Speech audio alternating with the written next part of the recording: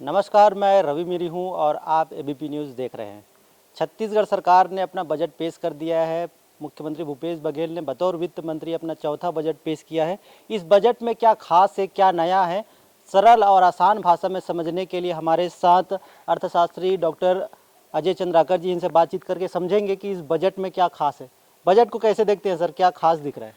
अगर विशेष रूप में हम देखें तो जी इस बजट की खूबसूरती ये है जी कि भूमिहीन जो कृषक मजदूर हैं उनके लिए सालाना 7,000 रुपये का जी प्रावधान रखा गया है। जी तो एक सर्वहारा जो वर्ग है और जिस तरह से ये लगभग असंगठित क्षेत्र के हैं और इनको यह राशि मिलती है, जी तो इसकी तो प्रशंसा होगी। जी। तो इसमें सर सिर्फ 1,000 बढ़ाया गया है कृषिहीन भूमिहीन जो मजदूर हैं उनके लिए। तो इससे कितना राहत मिल सकता है? बिल्कुल, ये तो स्टार्ट ही हुआ है। एक्चुअली 6,000 कुछ दिनों पहले प्रावधान किया गया था, क्रियान्वित किया गया था, हाँ उसको इस बजट में 7,000 कर दिया गया।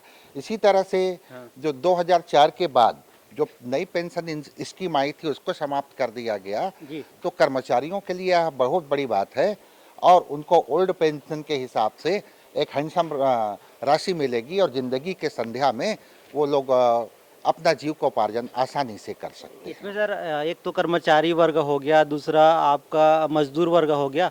इसके अलावा कौन कौन से वर्ग है जिनको इसमें शामिल किया गया है? भूपेश सरकार की सबसे बड़ी खूबसूरती ये रही कि जब से वो सत्ता में आए और किसानों को राजीव गांधी न्याय योजना जी के अंतर्गत जो राशि देते गए, जी लगभग 14.8 क्विंटल तो वो धान खरीदी किए जी समर्थन मूल्य में, जी लेकिन प्रति एकड़ 9,000 रुपया, जी और इसको वह लगातार मेंटेन किए। जी तो इससे क्या हुआ है कि भारतीय अर्थव्यवस्था में 48% ग्रामीण अर्थव्यवस्था है।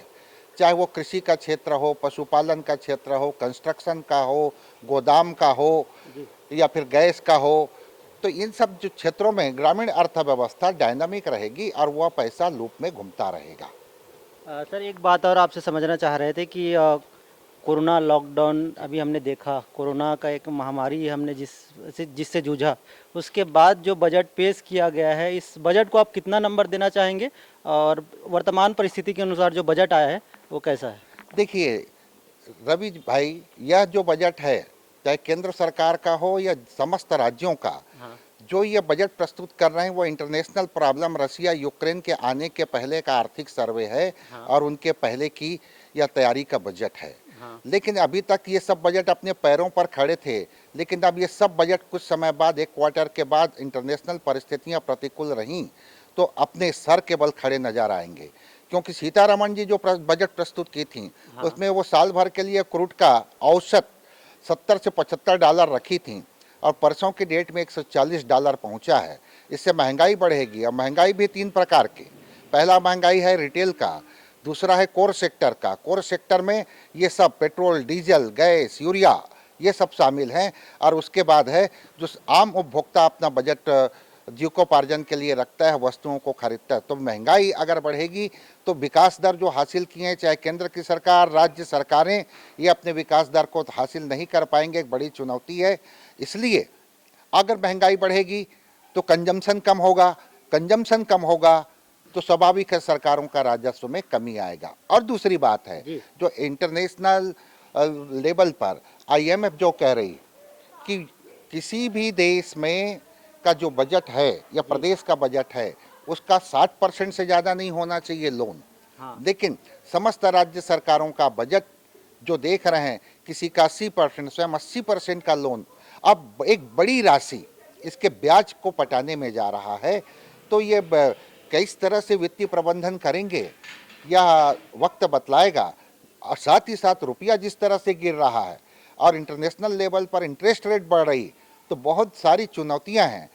2 क्वार्टर के बाद पता चल जाएगा कि ये सब सरकारें जो बजट प्रावधान की हैं उसके लिए क्या फिर ये बोरो करेंगे, क्या फिर लोन लेंगे, या आरबीआई का जो मापदंड है 25% का, वहां पहुंचेंगे। सर यूक्रेन और रूस के बीच जो वार चल रहा है, इसका असर तो हमें देखने को ही मिल रहा है।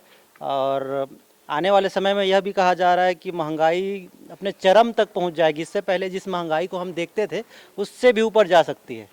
बिल्कुल बिल्कुल। देखिए, अगर हम यूरोपियन कंट्री की बात करें तो रिकॉर्ड वहाँ महंगाई है। जी इसी तरह से अगर हम युद्ध प्रारंभ होने के पहले जी जो महंगाई रसिया में थी और उस महंगाई को अगर ले लें जी तो ओ, जो वृद्धि हुआ 4.67 था वो 9.8% पहुंच गया था सिर्फ 8 दिन के अंदर। जी और जितने भी ये सेंट्रल बैंक हैं वर्ल्ड के, जस्ट लाइक आरबीआई, जी ये सब इंटरेस्ट रेट बढ़ाने वाले हैं। तो यह जो समय है, युद्ध का समय होता है, वह सामान्य परिस्थितियों का, बजट का नहीं रहता, वरन यह जो समय है प्रतिकूल समय है। और इसमें किस तरह से वित्तीय प्रबंधन करेंगे, साथ ही साथ हर राज्य अपने इस्टेब्लिशमेंट कास्ट को किस तरह से कम करेंगे। अब तीसरी बात आ रही है इसमें, जीएसटी का बेस रेट 5%, हाँ अब 5% को 8% कर दिया जाए, अगर राजस्व वसूल नहीं होगी तो यह भी चर्चा हो रही। जीएसटी का जो स्लैब है उसको बढ़ाने की बात हो रही, 12%, 18%, 28% की भी चर्चा है। तो अंत में पैसा आम नागरिकों के जेब से ही निकलना है, जिससे महंगाई काफ़ी और बढ़ेगी। तो क्या लगता है आपको कि छत्तीसगढ़ सरकार ने जो बजट पेश किया है इससे आम नागरिकों पर, आदिवासियों पर, महिलाओं के जेब में पैसा जाएगा? देखिए, छत्तीसगढ़ शासन का जो बजट रहा है, हाँ अगर हम इनके चारों बजट को देखें हाँ तो ये ग्रामीण अर्थव्यवस्था के ऊपर काफ़ी कंसंट्रेट रहे। हाँ और ग्रामीण अर्थव्यवस्था निश्चित रूप से सरकार ह्यूज पैमाने पर, हाँ इंडिया में कोई भी स्टेट इस तरह से किसानों के लिए, मजदूरों के लिए पैसा नहीं दे पाई है। अब वो पैसा आफ्टर ऑल मार्केट में ही आ रहा है। हाँ तो छत्तीसगढ़ पूरे भारत में अगर 48% ग्रामीण अर्थव्यवस्था इम्पैक्ट छोड़ता है, हाँ तो छत्तीसगढ़ तो और ज़्यादा है। तो निश्चित रूप से यह छत्तीसगढ़ के लिए उतना प्रतिकूल साबित नहीं होगा। लेकिन एक शब्द कहते हैं रवि भाई, जी। इसे कहते हैं बटरफ्लाई इम्पैक्ट। जी इसका प्रभाव है इंटरनेशनल लेवल के कारण। और दूसरी बात है, जो हम कहते हैं जब भी बॉटम ऑफ द पिरामिड, इसका मतलब है ग्रास रूट लोगों के लिए बजट। और भूपेश सरकार निश्चित रूप से बॉटम ऑफ द पिरामिड लोगों के लिए, नागरिकों के लिए बजट प्रावधान की है। सर, मैं आपसे ये समझना चाहूँगा कि बजट पर बहुत सारी बातें हो गई, लेकिन इस बजट को आप एक अर्थशास्त्री होने के नाते 10 में से कितना नंबर देना चाहेंगे? देखिए, कोई भी, देखिए, गुरु को हाँ या विशेषज्ञ को हाँ या फिर वैधराज या डॉक्टर को कभी झूठ नहीं बोलना चाहिए। हाँ जो सच्चाई है उसे रखना चाहिए। अभी किसी भी सरकार के बजट को नंबर नहीं दिया जा सकता, केंद्र से लेकर के समस्त राज्य सरकारों का, क्योंकि इंटरनेशनल परिस्थितियां जिस तरह से प्रतिकूल हैं। और IMF साफ कह दिया है, भारत सरकार को लेटर लिख दिया है, एक अलग ग्रेड में डाल दिया है, जिसमें कहा गया है कि आप लोगों के यहाँ ऋण जो है 60% ना हो करके बजट का लगभग 90% पहुँच गया है। इसलिए हम आपको थ्रेस्ट रेटिंग में नहीं रखेंगे। इसलिए अभी नंबर देना एक अर्थशास्त्री, राजनीतिक अर्थशास्त्री के रूप में उचित नहीं होगा। ठीक सर। और आर्थिक सर्वेक्षण में एक बात सामने आई कि प्रति व्यक्ति आय में वृद्धि हुई है इस बार। बिल्कुल, ये अनुमान है, जी लेकिन इन परिस्थितियों के बाद जी कितना जेब में पैसा पहुंचेगा, क्या असंगठित क्षेत्र प्रभावित होगा, संगठित क्षेत्र प्रभावित होगा? क्योंकि पेट्रोल का जो रेट है, जिस तरह से उद्योग से का कह सकते हैं टोटल साइज है बजट का, वो बताया गया है। क्या उद्योग जगत हासिल कर पाएगी कि नहीं कर पाएगी? कृषि के भी क्षेत्र में चूंकि सप्लाई लाइन पूरा डिस्टर्ब हो गया है, खासतौर से खाद्य तेल के ऊपर, या फिर हम कह सकते हैं कि फर्टिलाइज़र के ऊपर बड़ी समस्या आएगी। अब फर्टिलाइज़र का रेट बढ़ेगा तो उसका जो सब्सिडी है वो सरकार रखेगी, सरकार देगी कि किसानों से वसूलेगी?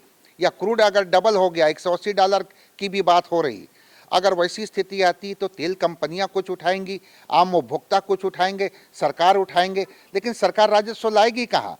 तो आफ्टर ऑल आम जनता से ही लेगी।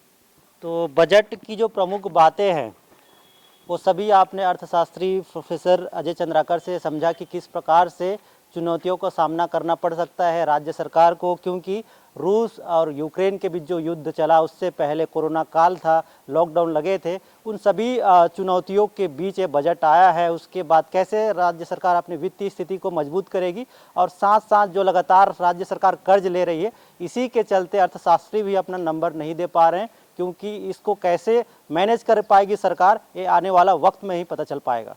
एबीपी न्यूज़ के लिए रायपुर से रवि मिरे।